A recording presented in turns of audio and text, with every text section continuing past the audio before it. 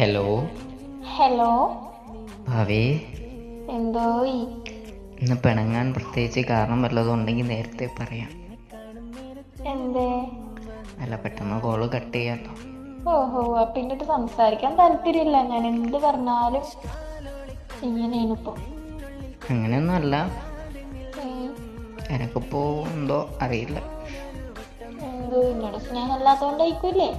അതൊന്നല്ല, പിന്നെന്താ?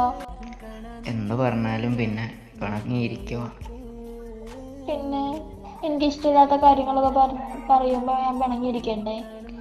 മിണ്ടത്തെ പോലും ഇല്ലല്ലോ. അപ്പോ ആ, പിണക്ക് ഇത്തിരി കൂടിയാൽ അങ്ങനെയൊക്കെ ചെയ്യും. ആയിക്കോട്ടെ ആവശ്യ, ഉം. നമ്മളാരെയും ശല്യപ്പെടുത്താനൊന്നും വരണില്ലേ.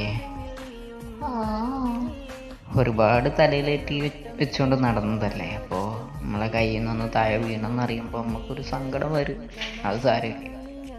തല കയറ്റി വെച്ച് നടന്നു പറയണൊക്കെ നുണയാ. ആരാ പറഞ്ഞേ? നിങ്ങൾക്ക് എന്നോടൊരു സ്നേഹമില്ല. എൻ്റെ പൊന്നാര ആവശ്യ, കണക്ക് പറയല്ലേ. ഞാനൊരു കണക്കും പറഞ്ഞില്ല. നിങ്ങൾക്ക് എന്നോട് സ്നേഹമില്ലാത്തോണ്ടല്ല ഞാൻ അങ്ങനെയൊക്കെ പറയുന്നത്. ഞാനിനിയിപ്പോൾ എങ്ങനെ എന്നോട് സ്നേഹം കാണിക്കണ്ടേ അതും കൂടി എനിക്ക് പറഞ്ഞതായോ എനിക്കില്ലേ. ആ, വിളിക്കുമ്പേ ഇപ്പൊ വിളിച്ചപ്പോ എന്നോട് പറഞ്ഞില്ലേ പണം? എന്തു പറഞ്ഞു?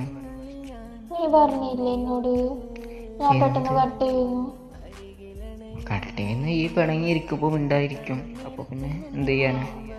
ആ, അപ്പൊ അതങ്ങനെ പറയാൻ പാടില്ലെങ്കിൽ സ്നേഹത്തോടെ ആ പിണക്കം മാറ്റാനുള്ള രൂപം നോക്കണം. എല്ലാം എൻ്റെ തെറ്റാണ്. എന്ത്? അല്ല, ഞാനല്ലേ പിണക്കം ഉണ്ടാക്കുന്നത്. അങ്ങനെ. ആയിക്കോട്ടെ, നമ്മക്കൊന്നുമില്ലാടോ. ഹലോ. പോയി. ഇനിയിപ്പൊ അതൊക്കെ വിടാം. ഞാനതൊക്കെ എപ്പോഴും വിട്ടു. എനിക്കങ്ങനെ ഒരു കാര്യം മനസ്സ് വെച്ചിട്ട് പെരുമാറുന്ന സ്വഭാവം ഇല്ലെന്ന് എനക്കറിയില്ലേ. എനിക്കുമില്ല. എനക്കില്ലാന്ന് എനക്കറിയാം. എൻ്റെ പൊന്നു ആവശ്യേ, എന്ന് വരെ ഒരു കാര്യം എന്നോട് എൻ്റെ മനസ്സിൽ വെച്ചിട്ട് സംസാരിച്ചിട്ടേ ഇല്ല. അതുകൊണ്ട് എനിക്ക് തന്നെ ഭയങ്കര എങ്കിലും ഇടയ്ക്ക് കാണിക്കുന്ന ചെറിയ ചെറിയ കുസൃതികളുണ്ടല്ലോ, അതൊക്കെ സഹിക്കണം. അതെനിക്ക് ചില സമയത്ത് തീരെ ഇഷ്ടപ്പെടാതായി പോകും. അപ്പം ഞാൻ ആലോചിക്കും, എന്തിനാണ് ഇതിനെ സ്നേഹിച്ചതെന്ന്. ഓഹോ, അങ്ങനെയൊക്കെ ചിന്ത വരുന്നില്ലേ? പിന്നെ അത്രത്തോളം ചിന്തിക്കേണ്ട ഒരു സിറ്റുവേഷനാണ് ഭവിച്ചുണ്ടാക്കണം. വേണ്ടെങ്കിൽ എൻ്റെ വീട്ടിൽ പോയിക്കോണം. വേണ്ടെന്ന് അങ്ങനെ ഒറ്റയടിക്ക് തുറന്ന് പറയാൻ പറ്റത്തില്ലല്ലോ. അത് ഘട്ടം ഘട്ടമായിട്ടല്ലേ പറയാൻ പറ്റൂ. ഒറ്റയടിക്ക് പറഞ്ഞാൽ എനിക്ക് ചിലപ്പോൾ അത് താങ്ങാൻ പറ്റുന്ന തരത്തിൽ. അതെ, നമ്മളെ മനസ്സിൽ ഇപ്പേ ശരിക്കും പറഞ്ഞാണ് ഞാൻ എൻ്റെ വീട്ടിൽ പോയിക്കോളാം. അതിനു വേണ്ടി ഇങ്ങനെ ദേഷ്യപ്പെടല്ലേ. ഞാൻ ജസ്റ്റ് പറഞ്ഞതേ ഉള്ളൂ. നിങ്ങൾക്ക് മനസ്സിലായിപ്പോ നിങ്ങൾക്ക് വേണ്ട. എനക്ക് മനസ്സിലായോ? എനിക്ക് മനസ്സിലായോ? എനിക്ക് മനസ്സിലായി. ഞാൻ അങ്ങനെ എന്തെങ്കിലും ഉണ്ടെങ്കിൽ എനക്കറിയാലോ. എന്തുണ്ടെങ്കിലും ആദ്യം ആരോടാ ഞാൻ പറയണേ? എന്നോട്. പിന്നെ ഈ എന്തിനാ പേടിക്കണേ? എനിക്ക് പേടിയൊന്നുമില്ല. അനക്കെന്തിനാ പിന്നെ വിഷമോ? എനിക്ക് വിഷമമില്ല. എനിക്ക് ഒറ്റയ്ക്ക് ജീവിക്കാനൊക്കെ അറിയാം. അതെനിക്കറിയാം, ഒറ്റയ്ക്ക് ജീവിക്കാനൊക്കെ അറിയാമെന്ന്. ഒരു നിമിഷം കണ്ടില്ലെങ്കിലേ എനിക്ക് വിഷമം വരൂലേ? എനിക്കൊന്നും വരുത്തിയില്ല.